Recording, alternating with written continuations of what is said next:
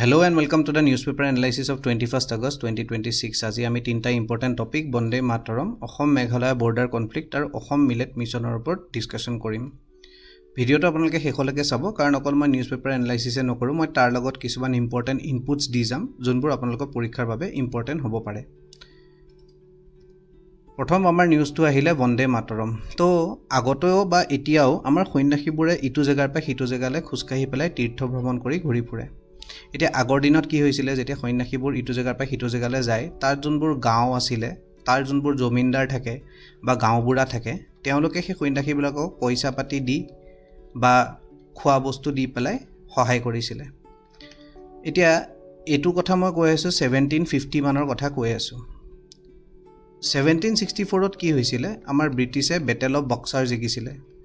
Battle of boxer জিকাৰ পিছত ব্ৰিটিছে এতিয়াৰ দিনৰ বাংলাদেশ, বেংগল, উৰিষ্যা, বিহাৰ এনেকুৱা বহুত জেগাৰ যোনটো ৰেভিনিউ কালেকশ্যন মানে টেক্স বা পইচা, সেইটোৰ গোটেই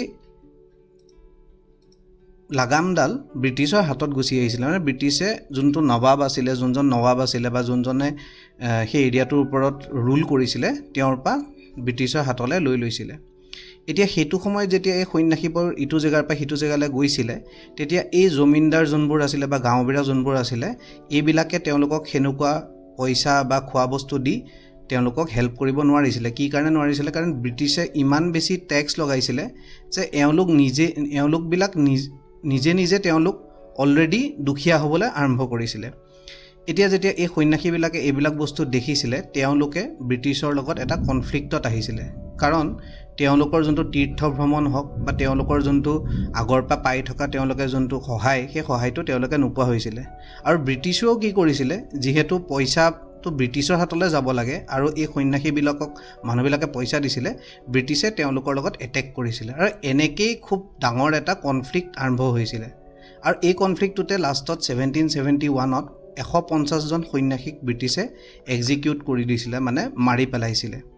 এতিয়া এই যোনটো কনফ্লিক্ট, এই কনফ্লিক্টটো 1770 মানৰ পৰা 1800 মানলৈকে চলিছিলে। আৰু এইটোকে সন্ন্যাসী ৰিবেলিয়ন বোলে কয়।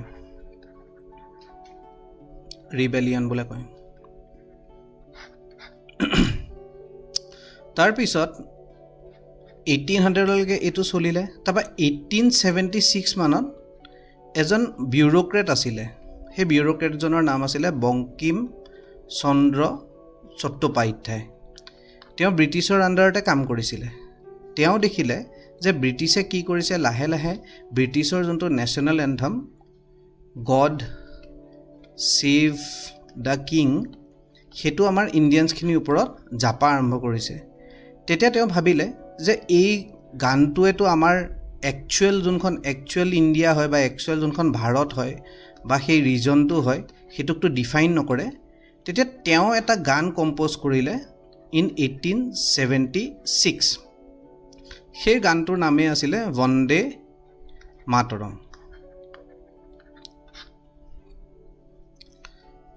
1876ত তেওঁ গানটো কম্প'জ কৰিলে। 1882ত তেওঁ এখন কিতাপ লিখিলে। এই কিতাপখনৰ নাম আছিলে আনন্দ মঠ। এই আনন্দ মঠ কিতাপখন তেওঁ বেছ কৰি লিখিছিলে এই সন্ন্যাসী ৰিবেলিয়নটোৰ ওপৰত। এই কিতাপখনত তেওঁ লিখিছিলে যে এই সন্ন্যাসী ৰিবেলিয়নটো ছাকচেছফুল হোৱাবলৈ লিখিছিলে। আৰু তাতে তেওঁ কি কৰিলে, এই বন্দে মাতৰম গানটো ইনক্লুড কৰিলে। এতিয়া 1886 মানৰ পৰা ইণ্ডিয়ান নেশ্যনেল কংগ্ৰেছ ষ্টাৰ্ট হৈছিলে। লাহে লাহে এই কিতাপখন ফেমাছ হ'ব ধৰিলে। আৰু লাহে লাহে 1905ত ইণ্ডিয়ান নেশ্যনেল কংগ্ৰেছে এই গানটো অফিচিয়েল ছং বোলে ৰিকগনাইজ কৰিলে। এতিয়া অফিচিয়েল ছং বোলে কিয় ৰিকগনাইজ কৰিলে, যেতিয়া ক'ৰবাত কিবা প্ৰটেষ্ট কৰিব লগা হয়, কিবা ডেমনষ্ট্ৰেশ্যন কৰিব লগা হয়, তেতিয়া এই গানটো গাই পেলাই মানে মানুহে নিজৰ দেশপ্ৰেমটো যাতে দেখুৱাব পাৰে বা কংগ্ৰেছে নিজৰ দেশপ্ৰেমটো দেখুৱাব পাৰে, তাৰ কাৰণে এই গানটো তেওঁলোকে 1905ত অফিচিয়েলি ৰিকগনাইজ কৰিলে। তাৰপৰা 1937ত তেওঁলোকে মানে ইণ্ডিয়ান নেশ্যনেল কংগ্ৰেছে এই গানটো অফিচিয়েল ছং হিচাপে ৰিকগনাইজ কৰি দিলে। মানে এই গানটো অফিচিয়েল ছং হৈ গ'ল কাৰ, ইণ্ডিয়ান নেশ্যনেল কংগ্ৰেছৰ। আৰু 1947ত আমি ইণ্ডিপেণ্ডেঞ্চ পালোঁ আৰু 1950ত আমাৰ যেতিয়া কনষ্টিটিউশ্যনখন আহিলে এই গানটোৱে হৈ গ'ল আমাৰ নেশ্যনেল ছং অফ ইণ্ডিয়া।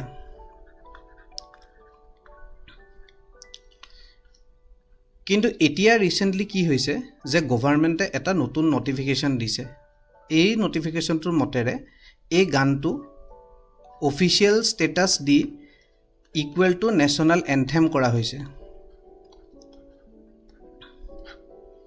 এতিয়া তাৰ লগতে কোৱা হৈছে যে ইয়াৰ 6টা ষ্টেঞ্জা মানে 6টা কলি, এই 6টা কলিয়ে ফুল্লি ৰিকগনাইজ। কাহিনীটো কি হৈছিলে, যেতিয়া 1937ত ইণ্ডিয়ান নেশ্যনেল কংগ্ৰেছে ইয়াক অফিচিয়েল ছং হিচাপে ৰিকগনাইজ কৰিছিলে, তেতিয়া তেওঁলোকে ইয়াৰ 2টা ষ্টেঞ্জাহে এডপ্ট কৰিছিলে। প্ৰথম 2টা ষ্টেঞ্জা এডপ্ট কৰিছিলে আৰু বাকী এই 4টা ষ্টেঞ্জা তেওঁলোকে এৰি দিছিলে। তাৰ ৰিজনটো কি আছিলে যে এই ষ্টেঞ্জাবিলাকত এই যেনেকৈ ইয়াতে আপোনালোকে চাব পাৰে, ইয়াতে কি হৈছে দুৰ্গা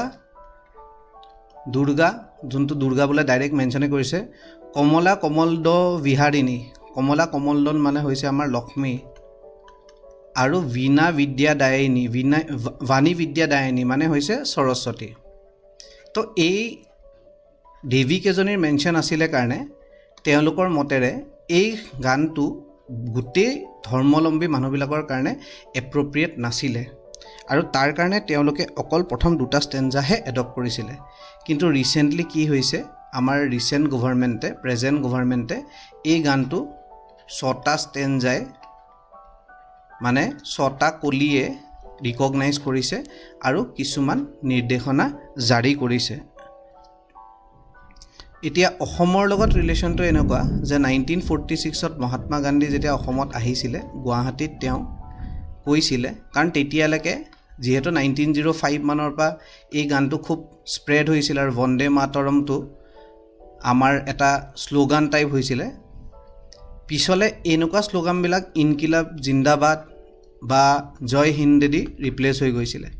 তো কিন্তু এই 1946ত মহাত্মা গান্ধী আহি পেলাই কৈছিলে অসমত যে জয় হিন্দৰ নিচিনাকৈ বন্দে মাতৰমটো যাতে জীয়াই ৰখা হয়। ইয়াৰ পিছত আহিলোঁ আমি অসম আৰু মেঘালয়া বৰ্ডাৰ কনফ্লিক্টৰ ওপৰত। অসম আৰু মেঘালয়া বৰ্ডাৰ কনফ্লিক্টটো আমি যদি চাবলৈ যাওঁ, আমাৰ অসম আৰু মেঘালয়াৰ বৰ্ডাৰ হৈছে 885 কিলোমিটাৰ আৰু অসম আৰু অসমৰ মানে বাকী যিমান ডিষ্ট্ৰিক্ট অসমৰ লগত লাগি আছে, মেঘালয়ৰ লগত চবতছে লংগেষ্ট বৰ্ডাৰ হয়। এতিয়া আপোনালোকেতো জানে যে 1826ত ব্ৰিটিছে অসমখন বেংগল প্ৰেচিডেঞ্চিৰ লগত লগাই লৈছিলে। 1874ত চিফ কমিশ্যনাৰৰ প্ৰভিন্স তেওঁলোকে বনালে আৰু কেপিটেল কৰিলে ক'ত, শ্বিলঙত। 1874ৰ পৰা চলি থাকিলে 1905ৰ পৰা 1911লৈকে ইষ্ট বেংগলৰ লগত ব্ৰিটিছে লগাই দিছিলে অসমখনক আৰু কেপিটেল হৈ গৈছিলে ঢাকা, যোনটো বেছি দিনৰ কাৰণে হোৱা নাছিলে। আৰু তাৰপিছত আকৌ 1911ত আকৌ চিফ কমিশ্যনাৰ প্ৰভিন্স হিচাপে অসমখনক ৰখা হ'ল আৰু কেপিটেল হৈ থাকিলে শ্বিলঙত। 1936 আহোঁতে আমাৰ অসমখন অলপ এনেকুৱা দেখিছিলে। ইয়াতে আমাৰ চিলেট ডিষ্ট্ৰিক্টো আছিলে, গাৰো হিলছ, খাচী জয়ন্তীয়া হিলছ, এইবিলাক চব আমাৰ অসমৰ লগতে আছিলে। আৰু 1947ৰ ইণ্ডিপেণ্ডেঞ্চৰ সময়ত অকল মণিপুৰ আৰু এইখিনি ত্ৰিপুৰাখন আছে, এইখন মেপত অহা নাই, ত্ৰিপুৰাখন, এই দুখন ষ্টেটৰ বাহিৰে মানে মণিপুৰ আৰু ত্ৰিপুৰাৰ বাহিৰে বাকী যিমান এতিয়া প্ৰেজেণ্ট ষ্টেটছ আছে চব অসমৰ পাৰ্ট আছিলে। এতিয়া ইণ্ডিপেণ্ডেঞ্চৰ পৰাই কি হৈছিলে যে এই বাকী যোনবোৰ হিলছ মানে হিলছ এৰিয়া যোনবোৰ আছে, এই হিলছ এৰিয়াবিলাকে অট'নমি বিচাৰি থাকিছিলে। আৰু ইণ্ডিপেণ্ডেঞ্চৰ টাইমতো মেঘালয় ৰিজনটোৰ এটা লিমিটেড অট'নমি আছিলে, বাট আণ্ডাৰ আছাম, আৰু তেওঁলোকে ডিমাণ্ড কৰিছিলে ফুল অট'নমি।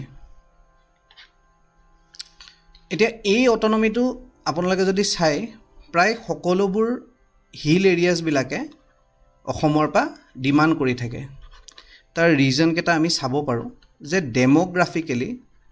ডেমোগ্ৰাফিকেলি মানে কি হয় যে তেওঁলোক এটা সৰু জেগাত আছে আৰু সৰু পপুলেশ্যন এটা আছে আমি যদি প্লেইন এৰিয়াটো চাওঁ প্লেইন এৰিয়াটো তেওঁলোকতছে ডাঙৰ আৰু পপুলেশ্যনো বেছি তাৰ লগত আমাৰ কালচাৰেল সিমিলাৰিটি ইমান নাই খুব কম লেংগুৱেজ আমাৰ ডিফাৰেণ্ট হয় প্ৰায়ে আৰু তাৰ ওপৰত আৰু এটা বস্তু আহি গৈছিলে সেইটো হ'ল ৰিলিজিয়ন কাৰণ এইবিলাক জেগাত খ্ৰীষ্টিয়ানিটিৰ প্ৰভাৱটো বেছিকৈ পৰিছিলে এইবিলাক কথাৰ কাৰণে এই জেগাবিলাকে ভাবিলে যে আমাক অট'নমি আমি যদি অট'নমি নাথাকে তো আমাৰ কালচাৰ আমাৰ এই ষ্টাইলবিলাক গুচি যাব আৰু তাৰ লগতে তেওঁলোকে প্ৰটেক্ট কৰিব বিচাৰিলে and which is of course allowed in under Indian constitution so' তেওঁলোকে তেতিয়াৰ পৰাই অট'নমি বিচাৰি থাকিলে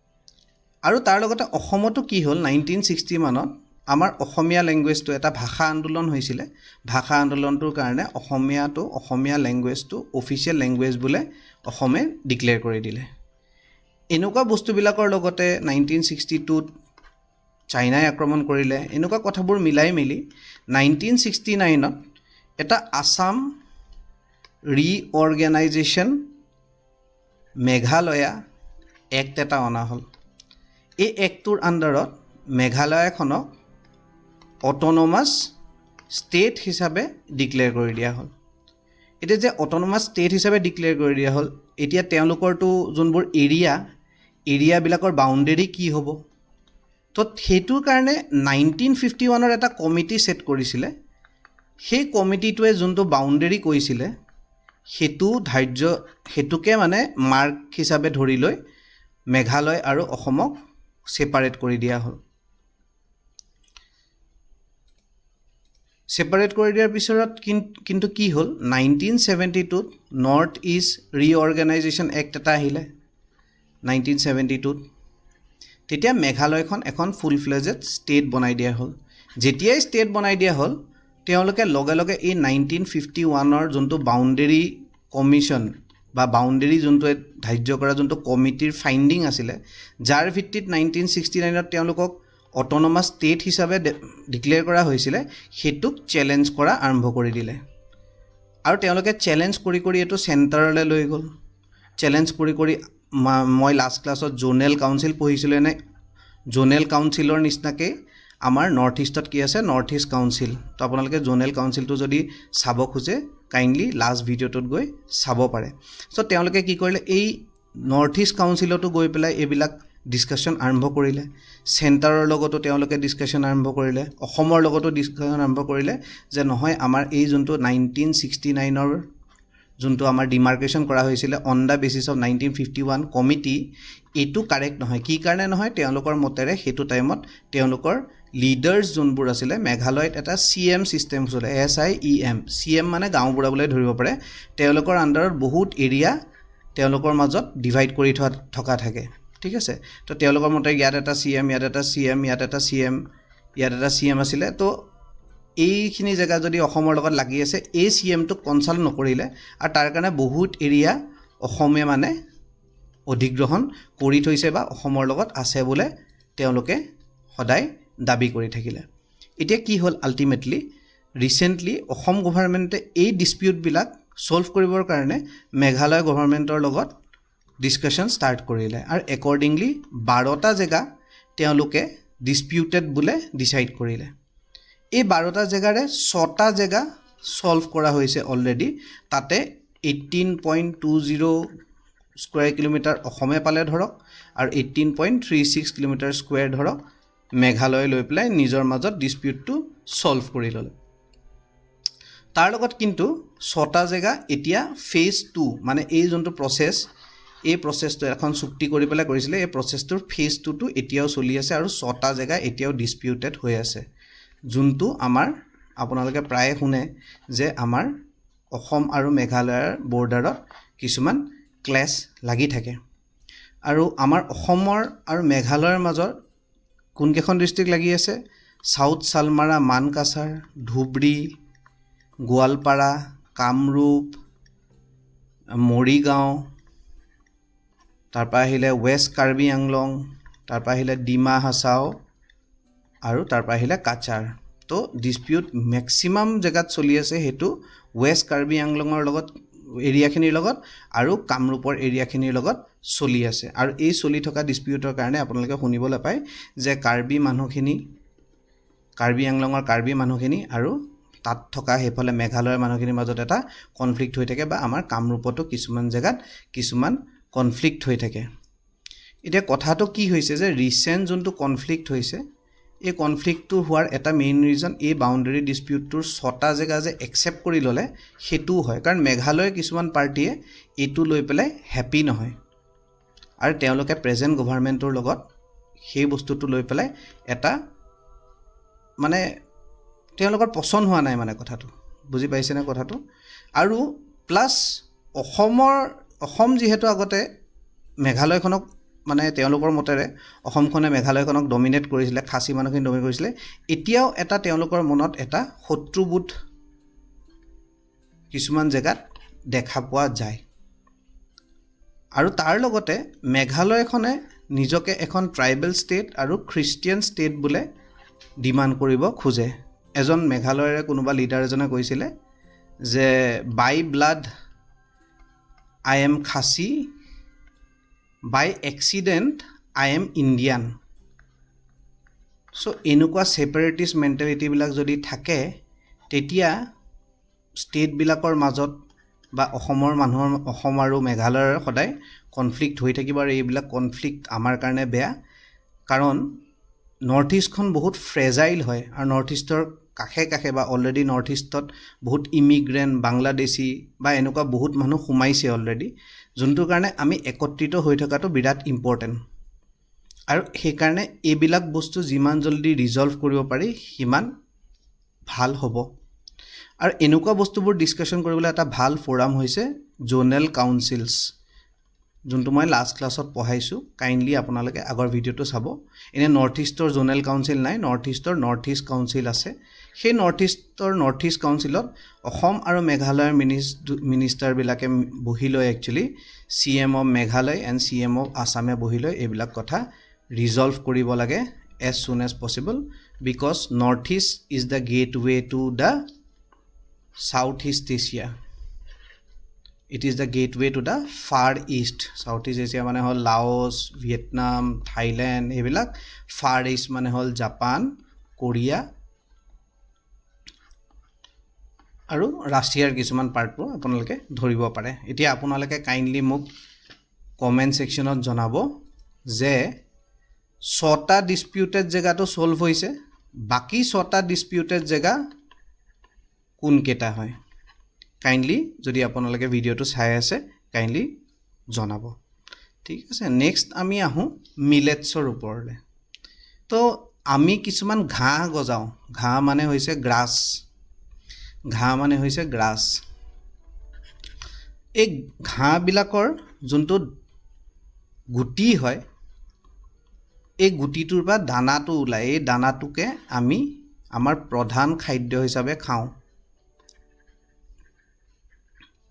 এতিয়া তেনেকুৱা ঘাঁহ এটা হৈছে কি জানেনে? সেইটো হৈছে ধান। ধানৰ পৰা আমি চাউল উলিয়াওঁ আৰু এই চাউলটোকে আমি ভাত বনাই খাওঁ। আৰু তেনেকুৱা আৰু এডাল ঘাঁহ কি হয় জানেনে? সেইটো হৈছে ঘেঁহু। ঘেঁহুটো ইংৰাজীত কয় হুইট। এই হুইটটোৰ পৰা যোনটো দানা ওলায় সেইটোকে আমি পিচি আটা বনাওঁ আৰু আটাৰ পৰা আমি ৰুটি বনাই খাওঁ। তেনেকুৱা আৰু এডাল ঘাঁহ হৈছে গোমধান। গোমধানবিলাক জেনেৰেলি আপোনাৰ ৰেষ্টুৰেণ্টবিলাকতো ইউজ কৰেই। তাৰ লগতে গোমধানটো আমাৰ এনিমেলৰ কাৰণে, মানে আমাৰ জন্তুবিলাকৰ কাৰণে, যেনেকৈ গৰু হৈ গ'ল, ছাগলী হৈ গ'ল, তেওঁলোকৰ কাৰণে তেওঁলোকৰ খুব প্ৰিয় খাদ্য। আৰু ই মানে তেওঁলোকৰ গাখীৰ বা যোনটো মিট কোৱালিটি সেইটো বহুত ভাল কৰে। এতিয়া তেনেকুৱা আৰু এডাল ঘাঁহ আছে যোনডাল গভাৰ্ণমেণ্টে ফ'কাছ কৰি আছে, সেইটোৱে হৈছে আপোনালোকৰ মিলেট। এতিয়া মিলেট বস্তুটো কি হয় যে মিলেটটো বৰ টান ক্ৰপ এটা হয়। টান মানে কি, ইয়াক পানী কমকৈ লাগে। গজিবৰ কাৰণে আৰু যেতিয়া টেম্পাৰেচাৰ বহুত বাঢ়িও যায় নহয় এই মিলেটটোৱে কিন্তু সহ্য কৰিব পাৰে আৰু ইয়াৰ নিউট্ৰিশ্যনেল কোৱালিটিটো বহুত ভাল ইয়াত আইৰণ কেলছিয়াম ফাইবাৰ প্ৰ'টিন এইবিলাক চব থাকে মানে যোনটো জেনেৰেলি এই বাকী ঘাঁহবিলাকত অলপ কমকৈ থাকে মানে আপোনাৰ ঘেঁহু হৈ গ'ল বা আপোনাৰ আমাৰ নৰ্মেল ভাত হৈ গ'ল চাউল হৈ গ'ল সেইবিলাকত অলপ কমকৈ পোৱা যায় আৰু মিলেটত এইবিলাক মানে নিউট্ৰিয়েণ্টছ বহুত হেভিকৈ থাকে এতিয়া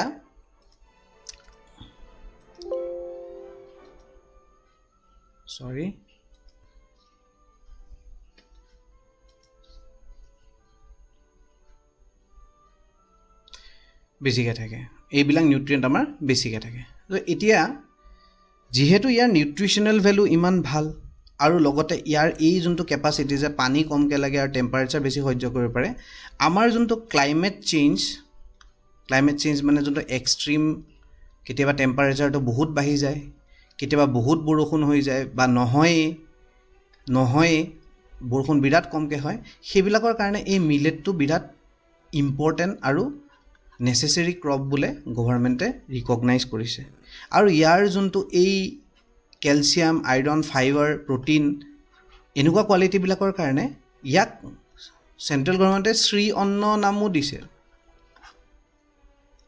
আৰু UN-এ 2023টো ইণ্টাৰনেশ্যনেল ইয়েৰ অফ মিলেটছ বুলিও কৈছে আৰু ইয়াক এটা ছুপাৰ ফুড বুলি কৈছে এতিয়া আমাৰ অসমত মিলেট কিন্তু আগৰ পৰাই গ্ৰ' কৰা হয় কম বেছি পৰিমাণে গ্ৰ' কৰা হয় কিন্তু কি হয় অসমত আমাৰ মিলেট কম বেছি পৰিমাণে আগৰ পৰাই গ্ৰ' কৰা হয় কিন্তু যিহেতু এই ছুপাৰ ফুডটোৰ গ্ৰ'থটো বেছি হ'ব লাগে সেইকাৰণে অসম গভৰ্ণমেণ্টে এটা ইনিচিয়েটিভ লৈছে সেই ইনিচিয়েটিভটোৱে হৈছে Assam millet mission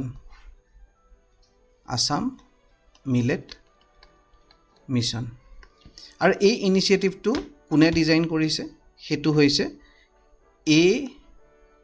ARIAS society যোনটো হৈছে Assam rural infrastructure and agricultural services society তো ইহঁতি কি কৰিব বিচাৰিছে যে ইহঁতি এই মিলেটটো পুছ কৰি পেলাই ফাৰ্মাৰৰ মাজত ফাৰ্মাৰৰ ইনকাম বা আমাৰ ক্ৰপৰ যোনটো ইল্ড মানে যিমান আমাৰ প্ৰডাকশ্যন হৈছে সেইটো বঢ়াব খুজিছে মাল্টিপল ক্ৰপিং কৰাব খুজিছে কাৰণ মাল্টিপল ক্ৰপ কৰিলে কি হ'ব আমাৰ যে ক্লাইমেট চেঞ্জ হৈ থাকে আমাৰ যে এনেকৈ চাউলৰ ওপৰত ৰাইচৰ ওপৰত অকল ডিপেণ্ড কৰি থাকে সেইটো কমি আহিব তাৰ লগতে আপোনাৰ নিউট্ৰিশ্যন ভাল হ'ব